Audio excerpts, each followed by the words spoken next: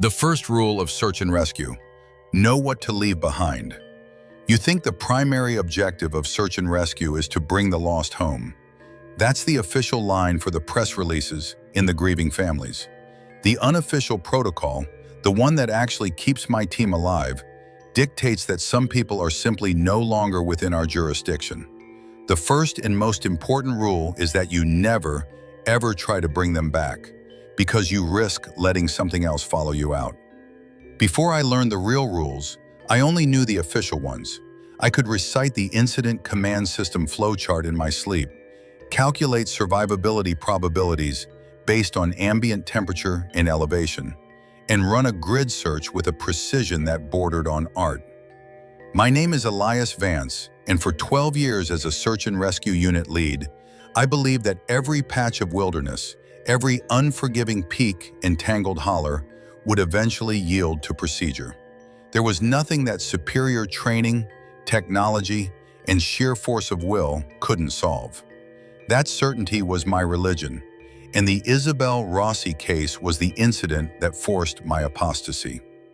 The call came in at 0500 hours, a 28-year-old postgraduate geologist, overdue by a day. Her vehicle, a sensible gray sedan, was located at the trailhead bordering the park's less-traveled northern section. When I arrived, the air was still and cold, smelling of pine and damp earth. My team was already prepping, checking radios, laying out topographical maps on the hood of a truck. Young Leo Martinez, eager and sharp, was double-checking the GPS coordinates from the Park Service. He saw me and gave a crisp nod, his admiration a palpable thing. I saw my younger self in him, and I felt that familiar surge of professional pride. This was a textbook operation. Everything about the scene was clean. Too clean. Rossi's car was locked, no signs of a struggle. A half-empty water bottle sat in the console, and a geology textbook lay on the passenger seat, a receipt marking a page on crystalline rock formations. It was a perfect, sterile tableau of a responsible hiker who had simply stepped into the woods and not yet stepped out. The first 72 hours are the critical window, and we were only 24 hours in. My confidence was high. We'd have her back before the evening news cycle even picked up the story. That confidence began to fray the moment Deputy Sheriff Samuel Jones pulled up in his dust-caked county cruiser. Sam was a fixture in this jurisdiction, a man who seemed to be composed of the same worn leather and quiet patience as the mountains themselves. He didn't bother with the official briefing, just ambled over to our map, his eyes tracing the contour lines with a familiarity that no GPS could replicate. "She was heading for the Sentinel Rocks," he said. It wasn't a question. His voice was low, gravelly from a lifetime of chewing on silence. I tapped the cluster of jagged peaks marked in the map. Her thesis supervisor confirmed it. She was charting the unique schist deposits in that area. We were laying out our primary grid to cover the formations and the surrounding drainage basins. Sam shook his head slowly, a gesture so subtle it was almost imperceptible. He ran a thumb over the restricted area bordering the Sentinels, a patch of deep green we were legally required to avoid, but often skirted in emergencies. "That land up there, it has its own ways, Eli. The old maps, the ones the first surveyors made, they marked that whole section as unplotted territory. Not because they couldn't map it, but because they were told not to." I gave him a patient smile, the one I reserve for well-meaning but unhelpful locals. "Sam, I appreciate the local color, but I have a missing person to find. My protocols are based on decades of data, not folklore." He met my gaze, and there was no humor in his eyes, only a profound weariness. "I'm not talking about folklore. I'm giving you protocol. It's just not your kind. Don't go straight for the rocks. Stick to the game trails, even if they take you the long way around. Don't use her name, not out loud. And for God's sake, have your team out of there before the sun touches that western ridge." I almost laughed. It was absurd. In a time-sensitive operation, He was suggesting we abandon direct routes and refrain from calling out to the victim. It was the most counterintuitive advice I'd ever heard. With all due respect, Deputy, that's not happening. We'll follow the most efficient search pattern, and we will use every tool at our disposal. That includes verbal signals. My decision was the catalyst. I see that now. It was the moment I chose the clean logic of my maps over the messy, unwritten warnings of a man who understood the territory. Leo was watching us, his face a mask of rapt attention, absorbing my every word as gospel. I was teaching him how to be a professional, how to cut through the noise and focus on the objective. Sam didn't argue. He just gave a slight, resigned nod, as if he'd expected nothing less. He walked back to his cruiser, but stopped and looked back at me.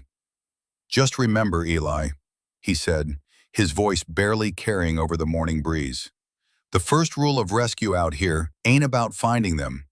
It's about knowing what you have to leave behind." I dismissed it as the cryptic ramblings of an old-timer, a man past his prime. I turned to my team, my voice sharp with purpose, and gave the order to move out. We were professionals with a mission, and the clock was ticking. The forest swallowed us whole, its silence indifferent to our purpose, its ancient patience far greater than our 72-hour window. The first 6 hours of any operation are a symphony of controlled procedure. My team moved through their assigned search sectors, like surgeons, each member a precise instrument. We bisected the wilderness with taut lines of high-visibility tape, our GPS units chirping in unison, logging every meter of conquered territory. There is a clean, sterile beauty to a grid search done right. It imposes order on chaos. It's a declaration that logic can, and will, map the irrationality of nature. But out there, in the deep quiet beneath the Sentinel Rocks, the forest refused to be mapped. It was pushing back in ways my training had never accounted for. The first dissonant note came from Alpha Team, a transmission crackling with static and confusion. They'd found a clearing, not a natural meadow, but a perfect circle of bare, compacted earth about 50 feet in diameter. The report described the tree line as unnaturally uniform, as if drawn with a compass. Inside the circle there was nothing. No weeds, no stones, no fallen pine needles. The ground was swept clean, and the air within it was still and dead. I logged it as a possible site for a soil toxicity study, a rational placeholder for something that felt deeply irrational. An hour later, my own team found the canteen. It was an old military-style relic from the 70s, rusted and dented, hanging from the low branch of an oak by its rotted canvas strap. It was placed deliberately, like an ornament. We photographed it, bagged it, and logged the coordinates. Less than 200 yards later, on a flat stone overlooking a creek, sat a compass. The liquid inside had yellowed, the needle frozen, but I recognized the make. It was identical to the one logged as personal effects for a hiker named William Acker, who vanished without a trace in this same park back in 1983. I remembered reading the cold case file years ago. They never found a single sign of him. Now his gear was appearing piece by piece, laid out like breadcrumbs on a trail leading nowhere we wanted to go. I told myself it was a coincidence. Morbid pranksters, maybe. A local legend I wasn't privy to. But the arrangement felt intentional, a quiet statement. This is a place where things are left. This is a place where people are lost. Sam's words echoed in my head, an unwelcome intrusion on my methodical thoughts. As afternoon bled into evening, the forest grew darker than it should have. The canopy of ancient hemlocks seemed to soak up the light. Sam's warning about being out by sunset was a piece of folklore I was determined to ignore. The golden hour was a critical search window. That was when Leo's voice came over the radio, thin and strained. "Unit Lead, this is Martinez. I have something at my coordinates. Visual confirmation needed." We found him standing at the edge of a shallow ravine, his face pale in the beam of his headlamp. He was staring at the ground, his knuckles white where he gripped his radio. "The tracks were here, Eli," he whispered, his voice trembling.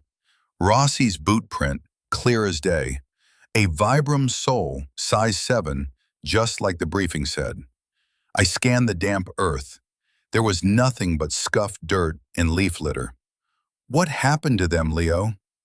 "I followed them," he said, his eyes wide. "They went down into the gully. The stride was normal at first, then it got longer, way longer, like she was leaping 10 feet at a time. Then about 20 yards in, they just stopped and came back." "Came back?" I asked, my patience wearing thin. "They walked backwards, right over the top of the old prints, erasing them." I watched the last one fill itself in. He looked at me, desperate for me to believe him. It was like the ground was swallowing the trail right in front of me. Exhaustion, dehydration. The mind is a fragile instrument, easily fooled by shadows and stress. I put a firm hand on his shoulder. "You're tired, Leo. It's been a long day. Let's head back to the ICP, get some food in you. We'll reassess in the morning." He nodded, but the look in his eyes wasn't one of fatigue. It was one of genuine terror. He had seen something impossible, and my tidy, logical explanation was no comfort at all. Back at the trailhead, under the cold glare of the portable floodlights, the team was quiet. The energy and optimism of the morning had evaporated, replaced by a sullen unease. As I was making notes in the official incident log, I saw Sam Jones get out of his cruiser. He didn't approach me. Instead, he walked directly to where Leo was sitting alone on the tailgate of a truck, staring into the darkness. I watched as the old deputy spoke to him, his voice too low for me to hear. He reached into his pocket and pressed a small object into Leo's hand. It was a piece of dark wood, whittled into some kind of knot or symbol. Leo looked at it for a moment before closing his fist around it and giving Sam a grateful, haunted look. It was an exchange that belonged to another century. A local superstition passed from a weary veteran to a terrified rookie. It had no place in a modern SAR operation. And yet, I couldn't shake the feeling that I had just witnessed the most important procedure of the day. For my report, I logged the canteen and compass as unrelated historical artifacts. I described Leo's experience as a temporary disorientation, likely stress-induced. I was already learning which truths were fit for the official record and which ones belonged to the shadows between the trees. Day 2 began with a forced sense of normalcy. I ran the morning briefing with brisk, unassailable professionalism, outlining new search sectors and re-emphasizing hydration and regular check-ins. I didn't mention the strange clearings, the vintage equipment, or Leo's episode. To speak of them would be to give them weight, to admit them into the record as valid data points. In my world, they were anomalies to be discarded, noise in the signal. Leo kept his head down, clutching the strap of his pack with a tension that betrayed his silence. He was holding the small wooden carving Sam had given him. I saw it for a second before he pushed it deep into his pocket. The rest of the team was quiet, the easy camaraderie of the previous morning replaced by a grim focus. They wanted this to be over. So did I. We pushed deeper into the territory, toward the granite teeth of the Sentinel Rocks. The terrain grew harsher, the forest thicker. By noon, the real trouble began. It started with the radios. A crackle of static over the comms is standard in this kind of backcountry, a constant hiss you learn to filter out. But this was different. At first, it was just whispers, faint and sibilant, slipping through the spaces between our transmissions. I ordered a channel switch, thinking we were picking up interference from a ham radio operator. The whispers followed us. Then they started to form words, fragments of our own conversations, clipped and replayed out of sequence. Checking the GPS coordinates, came a tinny echo of Leo's voice from the day before. An hour later, as I was navigating a steep incline, my own voice burst from my radio, sharp and clear. A textbook operation. It was what I had said at the trailhead 36 hours earlier. Each time it happened, a cold knot tightened in my gut. It felt like the forest was listening, recording, and playing back the tapes for its own amusement. My team members started calling in, their voices tight with anxiety. They were all hearing it. The woods were throwing our own words back at us. A disorienting auditory mirage. I tried to rationalize it. A complex atmospheric echo, a bizarre magnetic anomaly caused by the iron content in the rocks. I got on the horn and delivered a confident, technical explanation that I half believed myself. But the team was spooked. Men who had faced down blizzards and stared over 1,000-foot drops were now flinching at the sound of their own voices. As dusk began to settle, desperation set in. We were nearing the end of the second 24-hour period. WED found nothing. No footprints, no dropped equipment, no sign of Isabelle Rossi. All we had found was a growing sense of dread and a forest that seemed to be actively resisting us.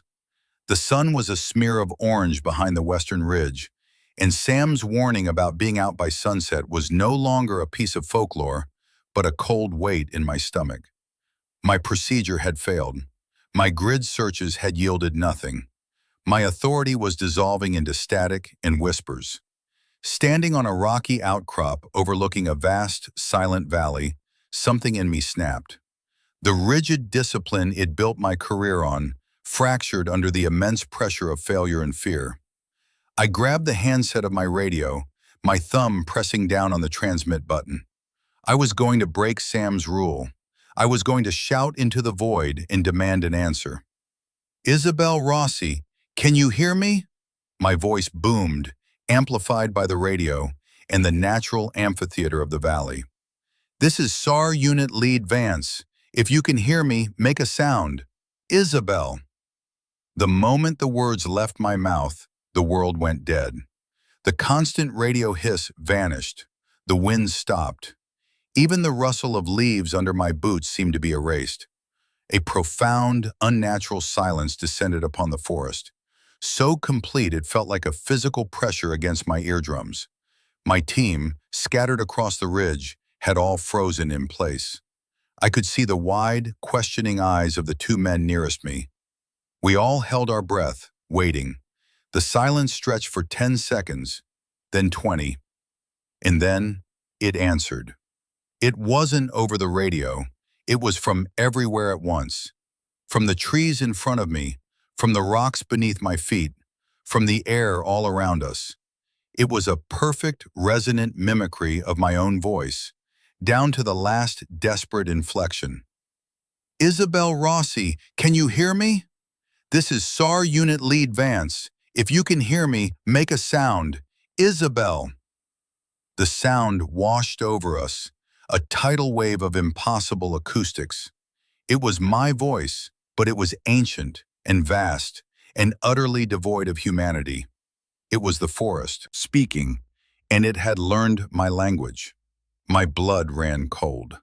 The men beside me stumbled back, one of them making a choked, terrified sound.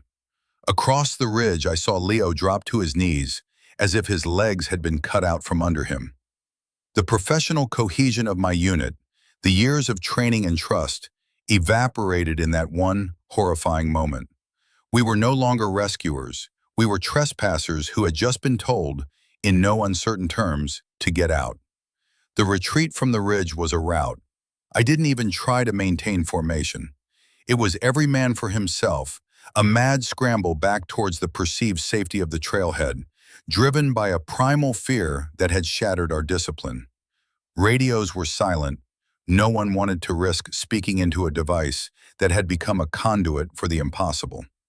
When we stumbled back into the floodlit clearing of the incident command post, my team looked like shell-shocked soldiers returning from a battle they couldn't comprehend. Leo was shaking uncontrollably, his eyes darting into the darkness beyond the lights. The foundation of my world, logic, procedure, control, had been pulverized in the echo of my own voice. Sam was waiting for me, leaning against the fender of his cruiser, as if he knew exactly what would happen. There was no "I told you so," in his expression, only a deep, abiding sorrow. He watched my team collapse onto tailgates and into camp chairs, their faces etched with a terror no debriefing could ever address. "You called her name," he stated quietly, his voice cutting through my daze. I could only nod, the shame of my failure a physical weight in my chest. It answered. "It always does," Sam said. He pushed himself off the car. "Come with me, Eli. There's something you need to see, the part of the briefing that isn't in your field manual." He led me away from the chaotic scene to a small, unassuming ranger shed at the edge of the parking area. Inside, it smelled of rust and old paper. He unlocked a heavy-duty footlocker in the corner, pulled it open, and lifted out a thick, leather-bound book. It looked less like a modern record and more like something from a forgotten archive. He placed it on a dusty workbench under a bare bulb. The cover was blank, worn smooth by time and handling. "Every sheriff in this county has passed this down since 1912, he said, opening the book. "This is the real incident report." The pages were filled with neat, handwritten entries, each one a stark, minimalist account of a disappearance within the park's northern territory. Name, date, last known location. The first entry was for a trapper named Silas Kane, lost in the winter of 1913. The last was for a birdwatcher just 3 years ago. There were dozens of names, a silent testament to a century of loss. Beside many entries, in a different hand, were annotations. "Search called off after auditory event. Team reported temporal disorientation." Artifacts from previous cases discovered on trail. My eyes scanned down the list until I found a familiar name. William Acker, 1983. The annotation beside his name made the hair on my arm stand up. Compass in canteen recovered during separate, later incident, placed on trail. What I had dismissed as a morbid prank was a pattern, a known variable. "We aren't the first to find those things," Sam said, as if reading my mind. "It puts them out sometimes, reminders." He turned a few more pages. "You see, Eli, your mistake is thinking this is a rescue operation. You think you're fighting the wilderness, trying to get someone back. But you're not. You're trespassing, and the thing that lives here has rules. It's an old, quiet thing, and it doesn't like to be disturbed." I stared at the ledger, at the names of the lost, and the world reoriented itself around this terrible new truth. I wasn't a rescuer. I was an intruder. "Some people, they just wander into the wrong part of the woods," Sam continued, his voice low and confessional. "Maybe they cross a line you can't see on a map. They get absorbed. They become part of the quiet, the entity, the echo, whatever you want to call it, it takes them. And once it has them, it doesn't give them back." He pointed to a faded entry from the 1950s, a search for a lost child. They pushed too hard on that one, sent in the National Guard, ignored the warnings from my grandfather, who was sheriff then. They started hearing the little girl's voice, crying for help, coming from all sides. 2 guardsmen followed the voice off a ravine. A third went mad, said the trees were whispering his secrets. They provoked it, see, by trying to take back what was already claimed. The terrible logic of it all crashed down on me. The unwritten rules, the warnings. It wasn't about superstition, it was about safety. It was about de-escalation. "So the first rule," I whispered, the words catching in my throat. "The first rule is containment," Sam finished, his eyes boring into mine. "You put in the time, you run your grids, you make a show of it for the family and the media, but you don't push, you don't shout their names, you don't try to take them back. Because if you do, it stops taking one person and starts looking at you and your team. The real job isn't search and rescue, it's search and appease. You have to convince it that you understand the bargain, that you'll leave its new acquisition alone if it agrees to leave you alone." He closed the ledger, the sound of the heavy cover thudding shut, echoing the finality of my old worldview. You shouted her name, Eli. You made a demand. Now it's not just about Isabelle Rossi anymore. Now it's about getting the rest of your people out of here before it decides to keep one of them as a trade. Returning to the chaos of the ICP, armed with a century of forbidden knowledge, felt like stepping into a different dimension. My team was no longer just scared, they were coming apart. The whispers over the radio had returned, but they were no longer random echoes. They had become targeted. The entity was focusing its attention on Leo Martinez. His radio, clipped to his shoulder, would crackle to life with the voices of his mother, his childhood friends, calling his name from the static. He'd ripped the radio off and thrown it to the ground, but the voices persisted, fainter now, seeming to come from the trees themselves. He was curled up by a fire pit, hands over his ears, his face a mask of agony. My mistake had painted a target on the back of my youngest, most vulnerable team member. Just as I was about to order a full and immediate evacuation, a single, clear transmission cut through the night. It came over every radio at once, silencing the phantom whispers. It was a woman's voice, Isabelle Rossi's voice. "It's so quiet here," she said. The tone was calm, serene, almost dreamlike. There was no distress, no fear. "The rocks, they hum. You don't need to look for me anymore. Please, go back. You're being too loud." The transmission ended. A wave of stunned silence fell over the camp. It wasn't a cry for help. It was a dismissal, a statement, from someone who was no longer lost, but found. Sam looked at me, his face grim. "That's the offer," he said, his voice barely audible. "It's telling us the transaction is complete. She's gone. Now we have to show it we accept the terms." But the whispers around Leo didn't stop. They grew more insistent. It was testing the deal, seeing if we would break the rules again to save our own. It wanted to know if we understood the price. I had to make a choice that went against every fiber of my being, against 12 years of training and a perfect success record. I had to sacrifice the mission to save my team. I had to leave her behind.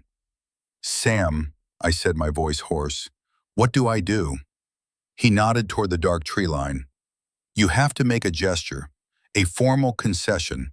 Leave something of yours, something personal, a promise that you're done here, that you're leaving its territory and taking nothing with you." I looked at Leo, who was now weeping, tormented by the phantom sounds. My arrogance had led him to this, my refusal to listen. The choice was agonizingly clear. My perfect record was a vanity I could no longer afford. I walked to my pack. My hands moved past the GPS, the emergency beacon, the tools of my trade that had proven so useless. My fingers closed around my grandfather's compass. It was the one he'd carried in the war, the thing that had guided him home. He gave it to me when I graduated from the academy, a symbol of finding your way in the wilderness. It was my most prized possession, a piece of me. It was the only offering that felt significant enough. With Sam beside me, I walked to the edge of the woods, to the exact spot where the official park trail ended and the unplotted territory began. The air was cold and heavy, thick with a watchfulness that I could now feel in my bones. The whispers around Leo subsided as we approached, as if the forest was holding its breath, waiting to see what I would do. I knelt down and placed the compass on a moss-covered stone. The brass casing gleamed in the spillover from the floodlights. It was a small, insignificant object against the immense backdrop of the forest, but it was a symbol of everything I had once been. "We are concluding our search," I said, speaking to the silent trees. My voice felt foolish, like I was acting in a play, but I knew it was the most important official statement of my life. "The search for Isabelle Rossi is over. We concede this territory. We are leaving." I stood up and backed away slowly, never turning my back on the tree line. As we retreated, the oppressive silence began to lift.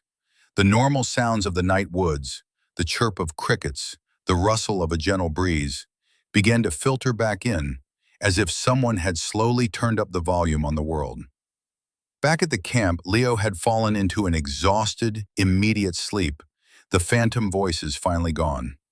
I walked to the main radio console, picked up the microphone, and made the call to dispatch. My voice was steady, practiced, every word a carefully constructed lie designed to protect a truth no one could handle. Incident command to dispatch. Be advised we are officially suspending the search for Isabelle Rossi. All teams are accounted for and are returning to base. The subject is presumed lost, pending further investigation. Over. The drive out was the quietest I have ever experienced. It wasn't the dead, predatory silence of the ridge. It was a hollow, human silence, thick with things unsaid. My team sat exhausted in the back of the transport truck, the tension of the last 48 hours leaving their faces slack and pale.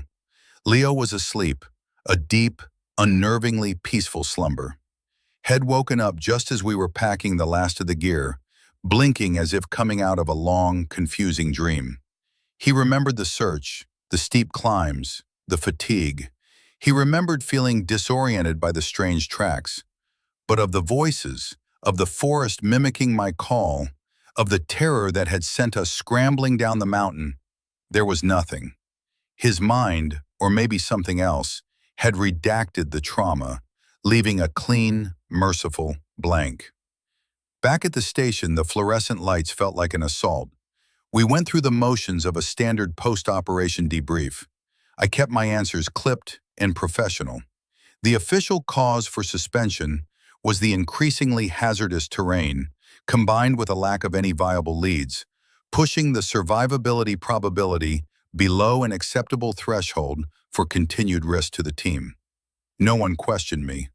They saw the exhaustion on our faces and accepted the narrative. It was clean. It fit the paperwork. The hardest part was writing the final incident report. I sat at my desk for hours, the blinking cursor on the screen a silent accuser. Every word I typed was a betrayal of what truly happened, and a necessary shield for my crew. I wrote of intermittent communication failures due to significant geological interference. I documented the discovery of historical artifacts consistent with previous outdoor activity in the region. I recommended that the Sentinel Rocks area be permanently closed to the public, citing unstable rock falls and unpredictable magnetic variances affecting navigation equipment. It was all plausible, technically defensible, and a complete systemic lie. Filing that report felt like closing a door and locking it from the inside, trapping the truth in the dark with me. The next morning, I saw Leo.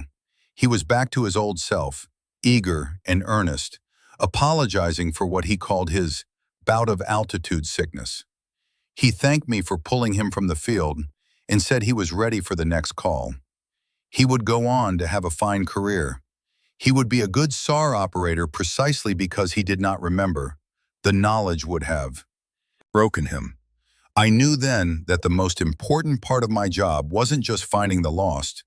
It was protecting my own from the things you can't list in an incident report. Before I left the county, I found Sam Jones nursing a coffee at a 24-hour diner. We sat in a booth, the vinyl cracked and worn. We didn't talk about what happened. We didn't have to.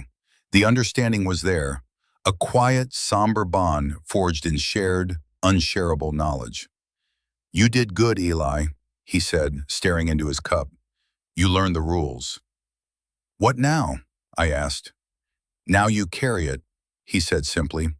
"When the next call comes for that part of the park, you'll be the one who warns the new hotshot lead not to push too hard. You'll be the one who knows when to stop. That's how this is contained, not with guns or fences, but with memory." He was right.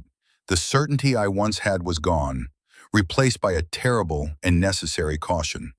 My perfect record was broken, but my team was whole, and that was a trade I would make again. I still lead a SAR unit. I'm still one of the best.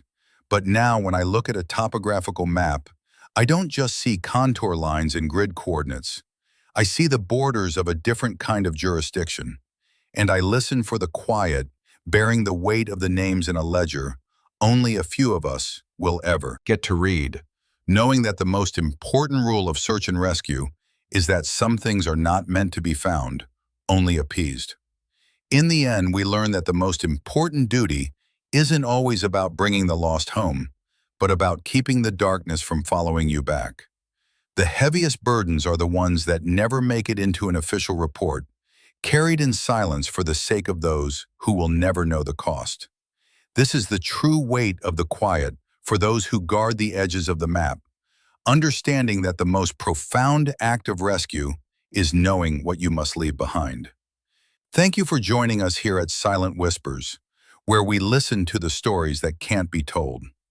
Elias was faced with an impossible choice between his official duty and an unwritten protocol that would save his team. If you were in his position, with the life of your rookie on the line, could you have made the decision to call off the search and concede the loss? Until next time, listen for the quiet. We'll return to that dusty ranger shed to open the ledger once more and find out what happened in 1983 when a hiker named William Acker left behind more than just a compass.